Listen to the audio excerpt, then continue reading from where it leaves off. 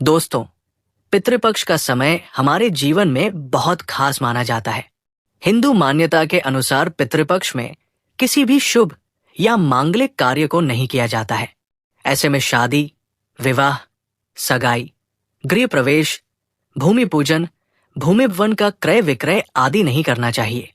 इसी प्रकार पितृपक्ष में किसी नए कार्य अथवा नए भवन के निर्माण की शुरुआत नहीं करनी चाहिए। ये वो दिन होते हैं जब हम अपने पूर्वजों को याद करके उनका आशीर्वाद पाते हैं।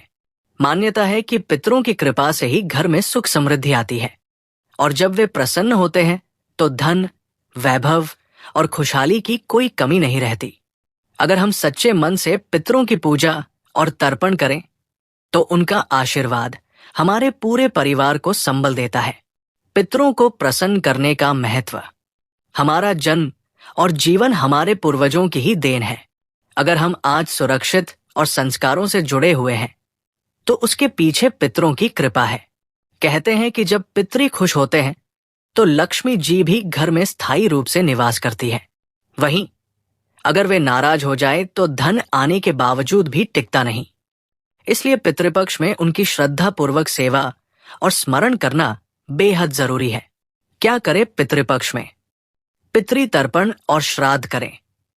सूर्योदय के समय गंगा जल मिले जल से पितरों को अर्पित करें। साथ ही काले तिल, कुशा और चावल डालकर जल अर्पण करें। श्राद्ध तिथि पर सूर्योदय से दिन के 12:24 की अवधि के बीच ही श्राद्ध करें। तर्पण करते हुए उनका नाम लेकर मन ही मन आशीर्वाद मांगे। दक्षिण दिशा में मुंह रखकर बाएं पैर को मोड़कर बाएं घुटने को जमीन पर टीका कर बैठ जाएं। इसके बाद तांबे के चौड़े बर्तन में काले तिल, गाय का कच्चा दूध, गंगा जल और पानी डालें। उस जल को दोनों हाथों में भरकर सीधे हाथ के अंगूठे से उसी बर्तन में गिराएं। इस तरह 11 बार करते हुए पितरों का ध्यान करें। गरीबों और ब्राह्मणों को भोजन कराएं। पितरों की आत्मा तभी प्रसन्न होती है जब हम दूसरों को तृप्त करते हैं। प्रसन्न होकर भोजन परोसे। भोजन के उपरांत यथाशक्ति दक्षिणा और अन्य सामग्री दान करें। इसमें गौ, भूमि, तिल, स्वर्ण, घी, वस्त्र, अनाज, गुड़, चांदी तथा नमक, जिसे महादान कहा गया है, का दान करें। इसके बाद निमंत्रित ब्राह्मण की 4 बार प्रदक्षिणा कर आशीर्वाद लें। ब्राह्मण को चाहिए कि स्वस्ति वाचन तथा वैदिक पाठ करे तथा गृहस्थ एवं पितर के प्रति शुभकामनाएं व्यक्त करें। 7 सितंबर को किसी जरूरतमंद को भोजन कराना, अन्नधन दान करना या गौ सेवा करना बेहद शुभ माना जाता है। पितरों की प्रिय वस्तु अर्पित करें। अगर आपको अपने पूर्वजों की कोई विशेष पसंद पता हो, जैसे मिठाई, फल या कोई खास व्यंजन, तो श्राद्ध में उसे अवश्य बनाएं।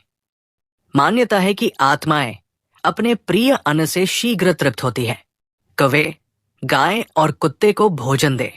शास्त्रों में बताया गया है कि पितृ विभिन्न रूपों में धरती पर आते हैं। इसलिए कौवे को अन्न देना, गाय को हरा चारा खिलाना और कुत्ते को रोटी देना उनके आशीर्वाद का माध्यम बनता है। पितृ गायत्री मंत्र का जाप करें। पितृभ्य नमः या पितृ गायत्री मंत्र का जाप करने से पितरों की आत्मा प्रसन्न होती है और घर में धन धान्य की वृद्धि होती है। घर में धन की वर्षा कैसे होगी? पितरों की तस्वीर साफ रखें और उन पर फूल चढ़ाएं और पूजा हवन या शुभ कार्यों में उन्हें याद करके भोग लगाएं। जब हम श्रद्धा और भक्ति से पितरों की सेवा करते हैं तो वे प्रसन्न होकर हमारी आर्थिक स्थिति मजबूत करते हैं। उनकी कृपा से रुका हुआ धन मिल सकता है, कर्ज से मुक्ति मिलती है और व्यापार नौकरी में तरक्की होती है। पितरों की शक्ति अदृश्य होते हुए भी बहुत प्रभावशाली होती है। हमारी इस वीडियो का निष्कर्ष यही है कि घर में पवित्रता बनाए रखें और परिवार के सदस्यों के साथ अच्छे संबंध रखें, क्योंकि पितर परिवार की सुख शांति में महत्वपूर्ण भूमिका निभाते हैं। ये दिन सिर्फ कर्मकांड नहीं बल्कि कृतज्ञता का अवसर है। जब हम अपने पूर्वजों को याद कर उन्हें अन्न, जल और प्रेम अर्पित करते हैं तो वे प्रसन्न होकर हमारी झोली खुशियों और धन से भर देते हैं।